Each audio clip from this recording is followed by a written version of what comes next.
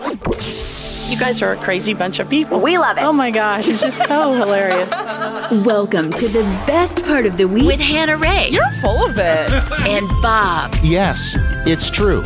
Now, here's America's romantic piano sensation, Jim Brickman.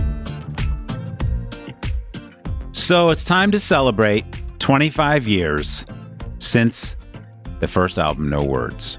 Okay? It's pretty incredible. It is pretty incredible, and like most cliche in life or comments about how fast time goes, right? I'll just say, boy, has the time gone fast. But you put it in terms of like quarterbacks in the NFL. I know you're not going to understand anything about I don't. It. So a quarterback is somebody who gets the ball. We know what a quarterback is. I don't know. He's like not a big sports fan. I do know that much. Oh my God. But like, some guys, they get into the league, they have one season, and then they're done forever. Yeah. You had one album, then you had another. You're at what, 365 albums now? But I mean, that's, you're still actively doing what you did 25 years ago.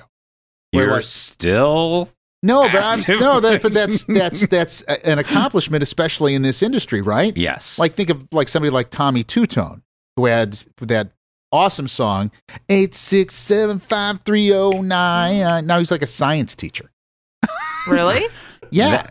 I have to keep doing this because I don't know how to do anything else. Like me as a science teacher. Mr. Brickman, imagine. That part I would like, I think. But that would be scary. I don't know if I'd like that. I would be strict. No. I feel like I don't know. I feel like you would have to teach at like a very specific, very nice school. Because if you had any kids that were even lightly out of line, you would just be like, I don't know. I don't know how to handle this. And then you would like just leave. You know? Like those little kids when we were doing the choirs on stage. Oh yeah, I've heard about this. And the choirs would come in, young school choirs to sing with us in the Christmas show. And there were some so well behaved and so proper, and they would follow whatever the choir director was doing. Right. And then others completely unruly, like this, and say anything to anybody. Mm-hmm. Like that's the scary thing about kids is they will tell you exactly what they think at any point. Some I would never do. When I was a little kid, you don't talk to adults that way. Like this little kid comes out, and they introduced me. This is Mr. Brickman, everybody. And was it like, hello, Mr. Brickman? No, it was like this one little kid said, "You don't look like your picture," or "That's him," like in front of me, like that's him. I'm like, I'm standing here. I would have been like, what did you expect, Billy? Yeah. I didn't know what to do, like Hannah said. Yeah. I don't know whether in my mind, I think talk to him like an adult. Oh, but, yeah. That works sometimes. But it pushed my buttons. Oh yeah. I have a voice student who a couple weeks ago just like leaned back and looked at me and was just like, "Your eyebrows are big." And I just had to be like, but he's also really easy to make fun of, so I had to like make fun of him back, but like just skirt the line of like it being too mean. But the thing is, that's also not even true. I feel like I have average size eyebrows. Well, that's not the point. That has nothing to do with it. Just the fact that I have average size eyebrows. No, I think those are a good normal eyebrow. I would never even think. He was just grasping at straws trying to hurt my feelings. He does this all the time. So it's like Maria in The Sound of Music. Yeah, you like have the pine cone on the chair. Right. Yeah. Fight fire with fire. Right. Or stand up to the bully or whatever. Yeah. As opposed to, I'm trying to think what I did. Like, I don't know Ignored if it? I don't know if I said something like, it just makes no sense, especially now since like the eyebrow fashion is so large. I've seen people with such large eyebrows. I know. But sorry, it's not about the eye. Anyway, okay. It is, I know, but I got lost on eyebrows. So, right. The young man. Yes. He was unruly with everybody. It wasn't like, he put his arm on the piano and everything. I would have just said, okay, you're out of here. Yeah, right. Like that would be it. I wouldn't even like now Billy. Yeah, but then what would happen when Billy's mom's like, Uh-huh. you need to do this with my son? You know what? You're absolutely right. Yeah, you 'Cause have to. That's how it is now. I was Teaching is is not free babysitting, but it's basically babysitting. so And I believe that firmly. so kind of dovetailing off this. So Jim and I had an issue at a hotel recently while we were on tour. Okay. Very similar, but we were so outnumbered. It was like it was a 5 entire floors of this hotel, save for 5 other patrons Okay. that were us. Yeah, I was thinking, who are the 5? Oh, Tyson, that's right. Our crew. you, Uh-huh. me, Anne, and we happened to be there during a hockey convention, not adult hockey, but children's hockey. Wow. The most aggressive types of children. Oh my! Okay, With boys. sticks. Boys. With sticks, boys, Young boys with sticks. No, young boys. It was co-ed hockey. I mean, there were little, that's cool. lady And hockey players, parents and like what Right. you just. and not always exactly as sober as you would think that parents. Oh, that with- doesn't surprise me. Yeah, I mean, so there are hockey kids, I guess. Yeah, well, but like, yeah. but I mean, like to be trapped in a hotel like that with people who are learning how to remove teeth from other people. Right. And here's what I'll say about it, just as a bottom line. If Bob is complaining about it, you know it was Yeah, bad. right. Because Definitely. he will put, you are so nice to everybody and always give people the benefit of the doubt. And, they're just kids, or say to me like, oh, come on, just calm down a little bit. Yeah. I'm the Yeah. whatever reactor or the, Yeah. so right away. Not this time. No, but Bob, I couldn't believe it. I mean, that's how bad it was. So what did you do? So in the morning after, I go downstairs and have a couple beers with our affiliate in that town, and nice conversation At night. Get back to my room. There's still people out in the hallways chatting it up, and so I kind Not of chatting, screaming. yeah. That Chatting point, is, wasn't. So you want to meet in the morning? It wasn't Right. too terrible. I mean, at least on my floor, it wasn't that bad. I was like, oh, I guess this is what they were talking about on your floor, because you moved floors. Mm-hmm. You went up, It was. yeah. So you went up, came right back down, and then so as I pull up to the facility, Jim's already gone up and come back down. And you know that look where his eyes are really just fixed straight and the face is frozen. Uh-huh. That's the Jim I got. And there's a, with his teeth kind of still just there's a hockey convention in the hotel. Which I am a magnet. And so, yeah, and that's exactly what I can't remember. I think it said Tyson. I'm like, this happens to him all the time. It's either this or it's under construction. Under Yeah. construction, And a convention of some kind. of some kind. Here's the thing, though. I believe that happens a lot, but I also feel like it's like confirmation bias, because every time you go in, you're like, oh, something bad's gonna happen, and then you go in. It did. Oh, I saw it. But like, out of every 5 times you go into a hotel, how many times out of that 5 is there actually something horrible going on? Many, but I here's the reason. It's weekends Yeah. is when we're performing.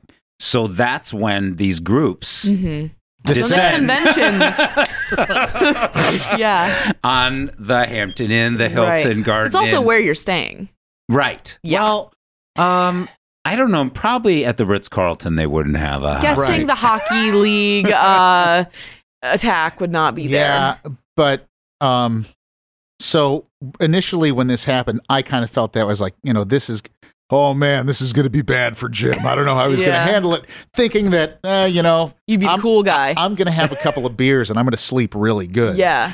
And so there was a little chat, and I had a hard time getting to sleep. And then I had to drive 6 hours home the next morning. Yikes. So at 6:30 in the morning, the contests began outside my door. Wait, Like- in the hall? Yes. Like running, like Oh, races. yeah. Running, sticks against the door, parents yelling and shouting. Not, and it's like I could have like been okay with the parents yelling and shouting, "Hey, keep it down! People are trying to sleep." No, they're shouting down the hall like, "Hey, you gonna meet me down for pancakes in like 10 minutes?" Like just completely oblivious that they were in a hotel. Wow, I would have loved to yell at those people. So they put things on their door like they lived there, like #1 goalie or whatever.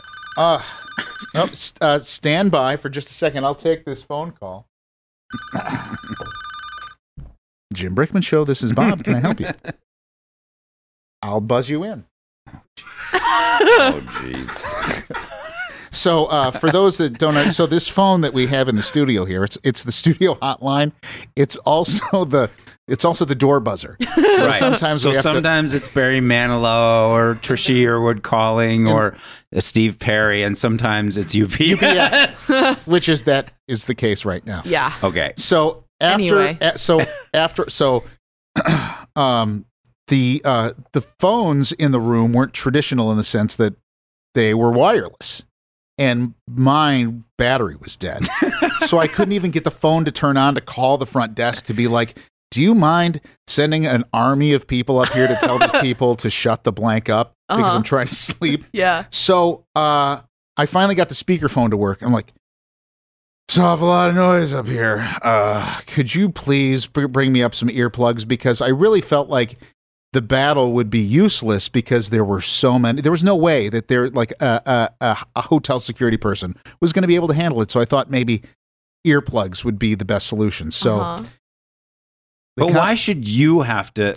Also, I agree with you, but I kind of had I had my finger on the pulse of the situation, going, all right, what's the best solution for me right now to get at least some sleep? So it's not about justice; drive. it's about maximizing sleep hours. Got it. See, whereas I'm about justice. Yeah. It's not right. That is more important to me. True. That's so true. So when she came up and I heard somebody knocking, "Housekeeping," like it was 3 doors down. I opened the door to see like, "Hey, do you know when the person is coming up with the earplugs?" She's like, "Oh, you're the one with the earplugs." I said, "Yeah." She's like, "Oops, I banged on the wrong door." I'm like, "But when you walked out, what was going on in the hallway?" Oh yeah, well, we'll get to that. So I took the earplugs from her and I looked her square in the eye. I said, "I am not checking out at 11 o'clock and I'm not paying another dime extra. Do you understand?" She's like, "Okay."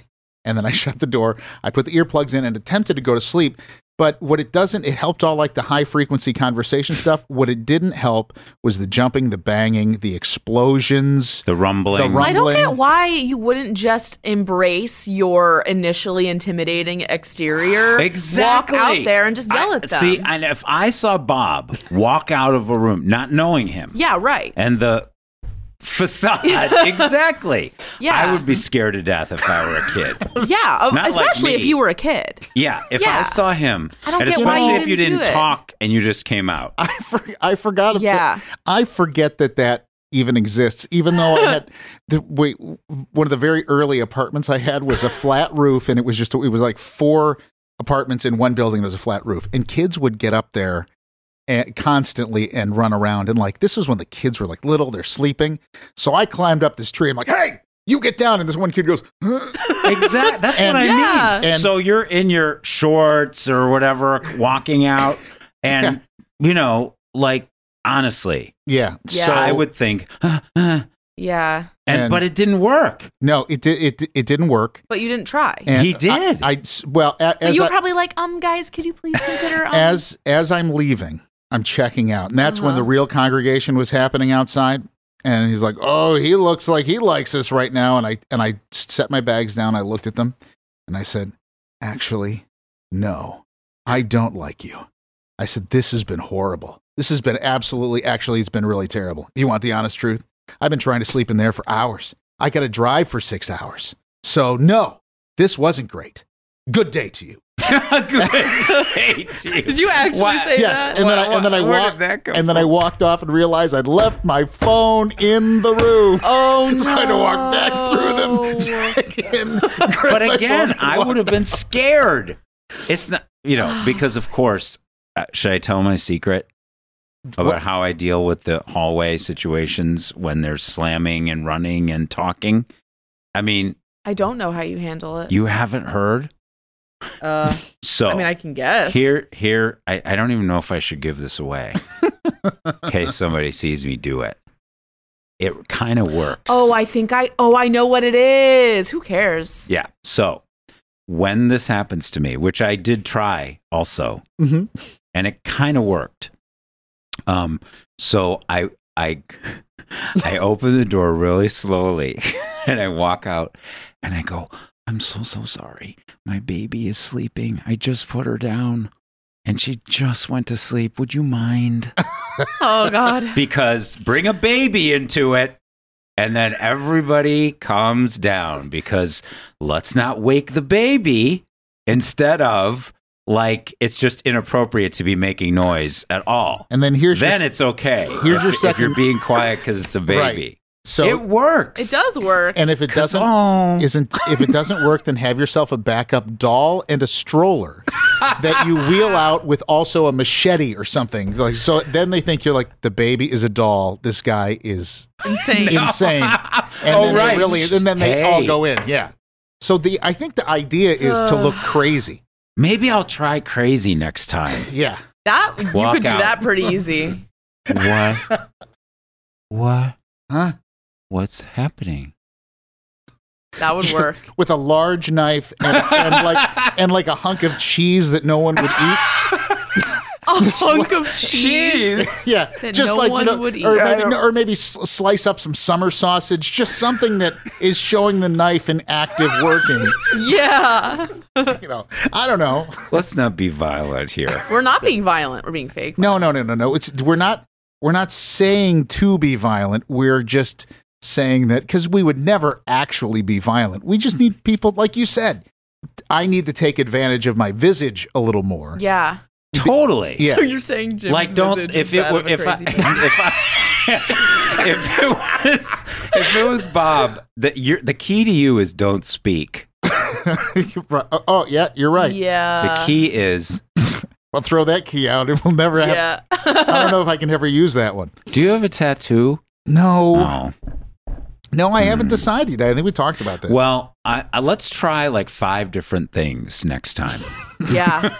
And see what works. What technique works the best. I'm telling you, baby sleeping does work a little bit. Yeah. It worked on some of the housekeeping staff as well, which was not at this hotel, but many, many times what happens is we sleep late because we don't get to the hotel till really late. Yeah. Mm-hmm. As was the case at the hockey. As was the case at hockey. Right. Also, why are they up at midnight if they have a hockey tournament in the morning? I don't know. Popped up on Capri Sun. It wasn't a tournament. Goldfish. It was a convention. What do you do at a hockey convention? Do you talk about? You do exactly what you saw them doing. And the adults really were just there was a room on like the 5th floor where I was originally staying, where when I went up, it was all adults packed into this room. It was so loud. And so here's my hot take. Okay.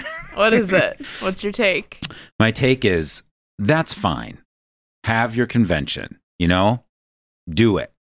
But when whoever makes the reservation, we'll make the reservation for March 15th. The hotel really should put a disclaimer, just so you know there's a wedding, just so you know there's a hockey convention, just so you know, we just want to let you know that the hotel might be overrun with, and Hellions. So it's your choice, as opposed to sell the room to someone and have them have a horrible experience and then trash your hotel every time you talk about it. It's not worth it. There is no reason they should ever have let any single person stay in there. And the only reason we were there is because they had a relationship with the venue. Yeah, like if you're a wedding, you want to have a good time. Of course they're going to be in the hallway. That's what I would do. I'd be with my friends or whatever, and you just are loud, Mm-hmm. And so I understand it. It's not. It's just that other people shouldn't have to suffer because of it. For real, it was the worst. It was absolutely. It took me, and then just to even try and drive around and find a spicy chicken sandwich after. Was really. Well, I also have another solution, which I am okay. Remember a while back, and I'll just plug them again. But our friends at Marpac, they make the sound machines, the white noise machines. Oh yes. I bring them everywhere, and it really does help quite a bit. So I'm glad you brought that up. Because when this was all happening, I'm like, you know what? I'm going to turn the fan on. Yeah. So I turned on the fan. And the best thing is with a fan is that it's a consistent. And you can. Not this one. This fan had a defect. So it was like. Or they have a buzz. It was honestly. Along with the. Now. Nothing was working. That's why you would know. Had you guys been there, you would have never seen me so aggravated in my life. That's why. That's one of the reasons I booked the 3-star hotel and not the 5. The 3-star hotels, the fan is really loud. Yeah, you like that, and I like it. Ah, the fancy hotels, it's like a. It's like, is it even on? Because it's right. sophisticated. Yeah. I almost said plumbing, but it's HVAC. Right. Yeah. Right. And the cheaper ones can't afford it. So I'm excited when I walk in and it's like, it's got the wall unit. Right. Fan on always. Yeah. Right. And so, but now I bring the little Marpac. It's, they have these travel size ones. We have like 10 of them here. And they really work. They have rain sounds. It doesn't really sound that much like rain, but it's, different frequencies. And then they have waves, which I don't like the intermittent, because then you like the consistent white noise. Yeah. Right. So with me, it's the talking that drives me crazy, like in my building. Right? Because have we talked about this? Yeah. The new neighbors, yeah. No. Well, not the new neighbors. In New York or in Cleveland? In Cleveland. No, we haven't talked about this. Well, I'm not sure if they've moved in or not yet, but I think they're doing construction. But, the Giants moved out.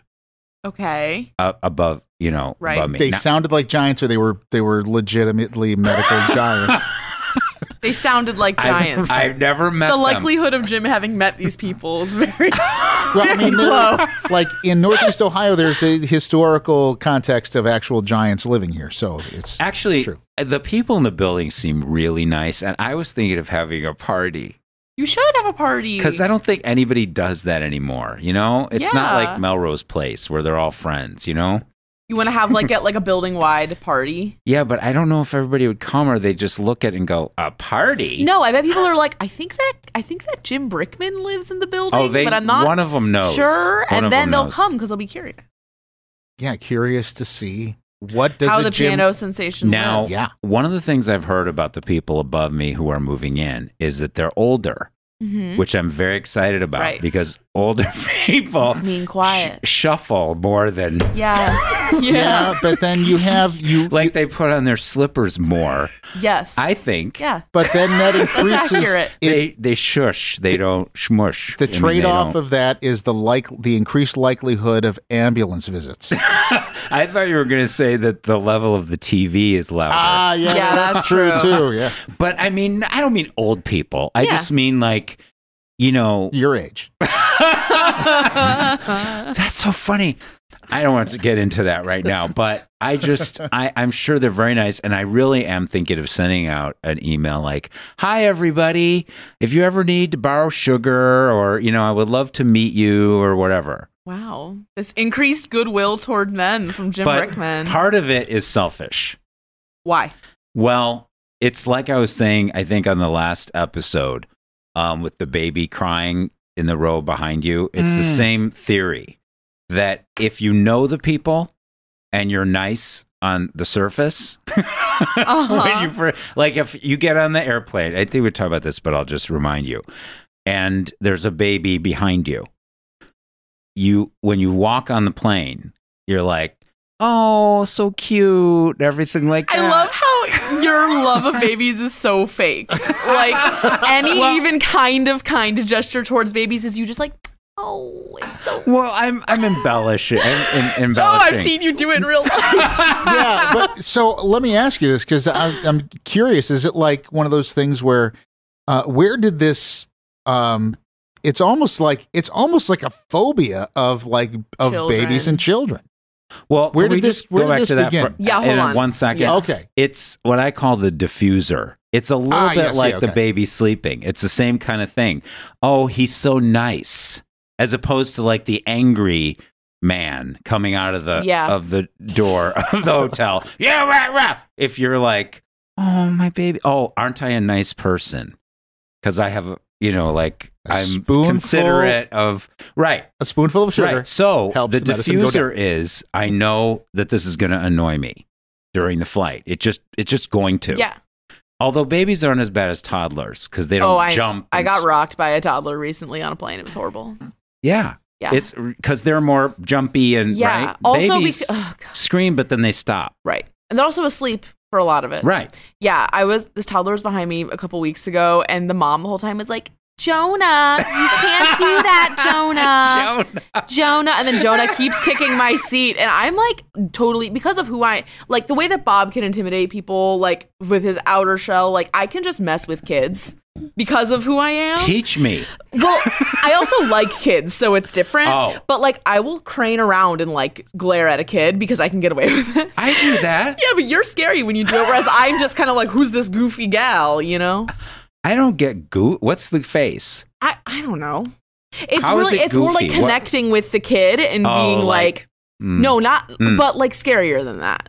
But like I'm not a scary person, like just in general. Again, not to go. I'm not going to go sexist road. Yeah. I'm just going to go women, men. Okay? No, it's true. It's true. So, but the diffuser is, oh, how cute. Oh, da da da da. Like I'm a nice person.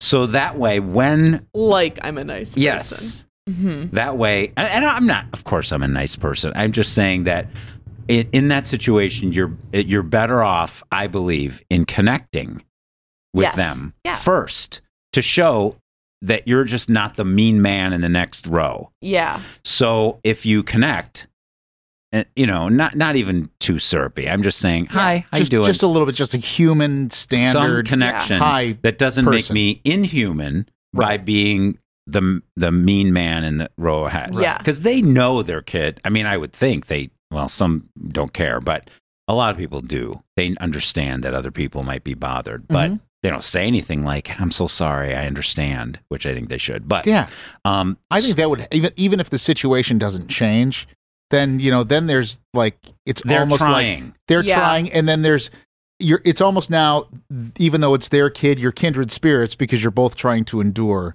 this child that's gone rogue. But I think that with the neighbors, it's the same thing with the loud music or the giants walking around. Because if you connect, and they're not just these phantom, in my mind, the giants. Like I mean, I literally call them the giants, even though I've never met them, just because I need to make myself feel like have some fun with it and be like, they're going to make dinner now, and they're walking. Oh, they're going to take a bath, and the faucet goes out. Yeah. I'm like, oh, they usually go to bed around 10. They're staying up later tonight. You should sell all that information to a cat burglar. Oh, they go to work at 5. They come home. My God, they don't get much sleep. But now I think the people moving in, I creeped on them a little bit. Nice. Well-educated, older. Nice. So I'm imagining that there won't be a lot of above me. Why I couldn't find a place that was on the top floor, I don't know. Yeah. It's a problem. It's hard. It's a problem. So it's a diffuser. So it's the same concept as all of what we're talking about. Connect, then complain. Right. Yes. Perfect. So about the kids, I mean, kids can, like, believe me, this whole thing with the hotel was way, way too much. And I actually glared at some with obvious contempt. But anytime we're in a situation and a child shows up, you're immediately like, something's going to, where does that come from? Like, did you have some kind of traumatic experience with a child? I'll start with the fact that I didn't like being a child. Okay. And I think we all know that I'm, sophisticated. And mature for my age. You can't tell that now, but right. I mean, I was always like more of a grown up when I was a little kid. And so I didn't have a lot of patience for other kids who were kids because I didn't want to be a kid. I was like, okay, let's get on with this. Let's get on with life where I can do something with it. Yes. Right. It's also an out of control situation. You can't reason. That's what I was going to say is like, I think it stems from like they will say what they want whenever, like they're just like little like on like they're, I don't know, they're just out of control, especially when they're not yours. You can't converse. You can't there's no like framework for the interaction to take place in. Exactly. The only framework there kind of is if you play. know how to do it. Yeah, it's just play. Yeah. No, it isn't because you don't know. Like if you wanted to play, if you could and you probably, we probably both should. We should probably both run around and move around a little more. So if you come across a kid, then just wear them out for 45 minutes and you get them to take a nap. Where? Yeah. In the airport? Sure. When you encounter? Yeah. I'm going to play. That's going to go over big. I'm going to, in this play day with and someone's age. Hey, want to come play? Yeah. Hey, are you about ready to get on that airplane? That airplane? You know what I have? In my bag, I have a model airplane. No, I don't like you. Go away. Oh, God. No. Yeah, that's like not even what kids are like, though. That's creepy. That's sorry. The worst example. I'm sorry. Yeah, let's not go there. But I know in this whole episode, I sound like, Mr. Wilson from Dennis the Menace. But it was legitimately this time a legitimately that sounds horrible. Experience. I don't think it was a childhood trauma. I just didn't. I think it's what Hannah said. I think it's you can't converse, reason, and also I'm very judgmental and critical of the way that parents parent.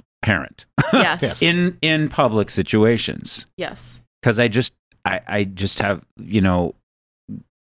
know that the way that I was raised, I can't even imagine behaving that way, in public, but it's just different now. So, James, do you think that maybe as a child, that you were restricted in some way, that you weren't allowed to express yourself in these childlike ways? I would say, listen to my music, because that's who I am. Yeah, I don't know. That was a dodge. Yeah, I don't know. Why No. Meaning that I internalized a lot of that. So instead of very shy, very inward, very self-conscious. I was heavy. I was really, really insecure. I mean, most kids are, but and so I was very inward. So the way I expressed myself was through music. So actually that makes kind of sense. So you were afraid to be a child because of how it was going to be Dr. Bob's going for it. That's just this is therapy. This is the Jim Brickman show. So, but I mean, because the songs that really resonate with you, it all resonates around like a childlike, view of the world. The idealistic view of the inspiration medley with the Sesame Street songs and all that stuff. So and also the really intense feelings that that are sort of reaching out to return some kind of emotional connection. Mm-hmm. So through a means of communication that's not verbal. Yeah. The way I see it, there's only one solution here. He needs to be a foster parent. Like it needs to be like what do they call it? Exposure therapy. Yeah. Yeah. So that way maybe you'll feel better going into these situations with lots of children if you've been exposed to it in a real way. That is true. I don't have children, so that's probably why. But you're an uncle though. I would like to have kids. I'm not like anti-child. Right. For me. You're anti other people's children. Right. Well, a lot of people are. I mean, I just think but once you understand what's the earliest time you can send a kid to boarding school? That's another Sound of Music reference. Well, this has been just a summer camp. Yeah, right. But then that ties back into your childhood with the camps. Yes, Yeah. Hannah remembers. I got all the. I didn't hear Hannah's view on this. On what? Well, I mean, I spend a ton of time around kids. Like I babysit an 8-month-old all the time. Oh, that's right. You were a nanny. Yeah, and I still do it. And I teach kids too. So I love them. They're scary because they will just tell you exactly what they think. But at the same time, it's just like, I don't know. It's fun. It's a challenge. And kids just like want to feel, especially, I don't know. I feel like they just want to feel cool and respected and like that they're a real person too. Yeah. And that's what I try to keep in mind. And that was when my kids were young, I always talked. I never used baby talk. I used big words and all that stuff. Now I'm an uncle to a 2-year-old. Like for the first time, I'm like my sister. My only sister she's about to be 3, I think. I don't know, but she's amazing, and I discipline her exactly 0. Yeah, it is the most awesome thing. Yeah, because it's not your job. It's not my job. Yeah. Well, we've got to go. I hate to cut this one short, but I mean, it's not really short. But I feel like completely exposed in this particular, but I couldn't hold back. I gotta say how it is, right? So don't judge. Yeah. So we'll find you a foster. Would you rather have a son or a daughter? I think I know the answer. Daughter. Really? Yeah, for sure. No. Really? Why? I don't know. No, you'd rather have a son. Mm-hmm. All right. We'll find one. Interesting. It's like, what do you think? Like 5 or 6? Like an age. Younger than that. Younger than that? Yeah. 3. Do they Younger move in with you or what? Yeah, move in with you. Or is it Jim should just do Big Brothers, Big Sisters. He should just do that. Actually, that might not be a bad idea. Let's ease him into it. Now, and that's good outreach. Big Brothers, Big Sisters, the kids they go into it wanting that's a big why we're brother. easing you in. But there's a difference. I think that's the other thing. Well, that's what I'm saying. Yeah, if they want that, then that's how the exposure is going to start positive. It'll be easy, and then you'll start to look at the positives of even the most horrendous children. What if they like sports? Hey, that's why the daughter. Uncle Bob. Not that means anything. I but, understand. No, I see, Hannah. Okay. Yeah. Right. Well. Anyway. Yeah. Well, let's wrap this one up, guys, because we have a very important phone call to take that won't be the UPS here. Yeah. So. Well, excellent. I don't know how to wrap this up. How do we haven't really wrapped these up. We just kind of like let them fade off into the sunset. Yeah. Thanks for listening. Boom-ba-dee-da, boom-ba-dee, happy trails to you. That's copywritten. We can't say that.